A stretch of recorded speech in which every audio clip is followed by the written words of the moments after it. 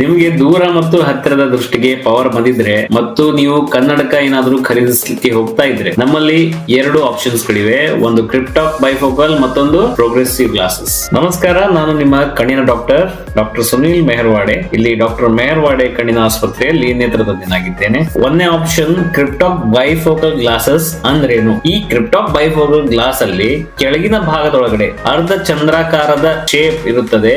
ಆ ಒಂದು ಅರ್ಧ ಚಂದ್ರಾಕಾರದ ಶೇಪ್ ಮುಖಾಂತರ ನಾವು ಹತ್ತಿರದ ವಸ್ತುಗಳನ್ನು ನೋಡ್ತೇವೆ ಮತ್ತು ಮೇಲ್ಗಡೆ ಭಾಗ ಏನಿರುತ್ತಲ್ಲ ಅಲ್ಲಿಂದ ನಾವು ದೂರದ ವಸ್ತುಗಳನ್ನ ನೋಡ್ತೀವಿ. ಈ ಒಂದು ಕ್ರಿಪ್ಟಾಕ್ ಬೈಫೋಕಲ್ ಗ್ಲಾಸಸ್ ನ ಅಡ್ವಾಂಟೇಜಸ್ ಏನು ಅಂತಂದ್ರೆ ಇದಕ್ಕೆ ನಾವು ಸುಲಭವಾಗಿ ಅಡ್ಜಸ್ಟ್ ಆಗಬಹುದು. ಹಾಗೆ ಇದರ ಡಿಸ್ಅಡ್ವಾಂಟೇಜ್ ಏನು ಅಂತಂದ್ರೆ ಹಾಕೊಂಡವ್ರಿಗೆ ಸ್ವಲ್ಪ ನೆಲ ಅಸಮವಾಗಿ ಕಾಣಿಸುತ್ತೆ ಮತ್ತೆ ಅಂಕು ಡೌನ್ ಆದ ಹಾಗೆ ಅನಿಸುತ್ತದೆ. ಎರಡನೇ ಆಪ್ಷನ್ಸ್ ಪ್ರೋಗ್ರೆಸಿವ್ ಗ್ಲಾಸಸ್.